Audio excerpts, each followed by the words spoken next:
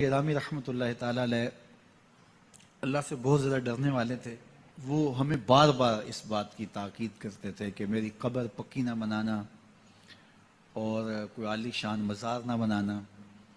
इस बात पे ज़ोर देते थे कि मेरे बाद जो है वो मेरी करामात को ना बयान करना, ऐसी गढ़ने की कोशिश भी ना करना। हमने अपने वालिद गिरामी की कब्र तो पक्की नहीं बनाई, लेकिन उनके फ़िक्र को पुख्ता करके थामा है। हमने उनका आली शान मज़ार तो नहीं बनाया, लेकिन ये मरकज़ मुस्तफ़ा उनके मज़ार नूर पर जो कि कच्चा है, रहमतों के नज़ूल का सबब और ज़रिया है। तो कब्र कच्ची है लेकिन उनका पैगाम पुख्ता किया।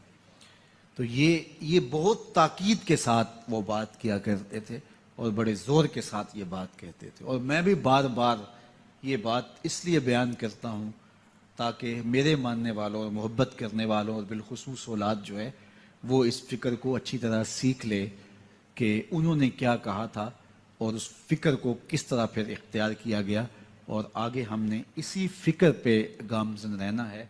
मैं मर के भी ज़िंदा हूँ अहले वफ़ा की महफ़िल में, मेरी महफ़िल में आ मेरा मज़ार ना पूछ।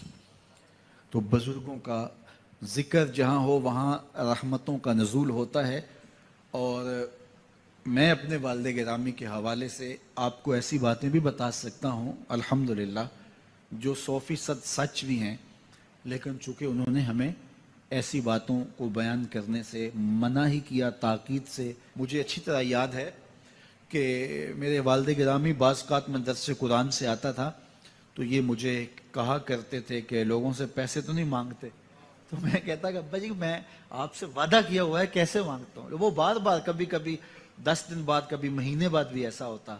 तो मैं कहता कैसे मैं मांग सकता हूँ, अल्लाह ने आपकी दुआओं की बरकत से बड़ा दिया है, तो मुझे मांगने की ज़रूरत क्या, अल्लाह बिन मांगे ये अता कर रहा है। जुमातुल मुबारक का दिन था और मैं दर्स कुरान पे था और अल्लाह ताला जल्ला शानहू ने उनको इस हालत में इस दुनिया से उठाया कि वो मेरे पे राज़ी थे और मेरी ड्यूटी दर्स कुरान की जो उन्होंने लगाई थी वो ड्यूटी देते हुए अपनी आंखों से उन्होंने मुझे देखा था।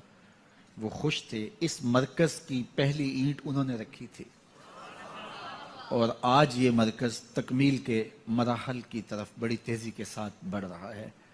उस वक्त जब उन्होंने हमें बहुत सारी दुआएं दी थी और यहाँ रौनकें होंगी, इतना कुछ होगा, उस वक्त ज़ाहरी असबाब नहीं थे, लेकिन उनकी बसीरत की आँख ये सारे मनाज़र देख रही थी।